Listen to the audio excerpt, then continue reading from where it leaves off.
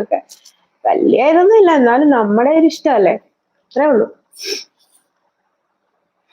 കാറ്റോട് മേഘം മെല്ലെ ചൊല്ലി സ്നേഹാർദ്രമേതോ സ്വകാര്യം, മായുന്ന സന്ധ്യേ നിന്നെ തേടി ഈരന്നിലാവിൻ പരാഗം, എന്നെന്നും ഈ മുടിയിലെ പൈതല,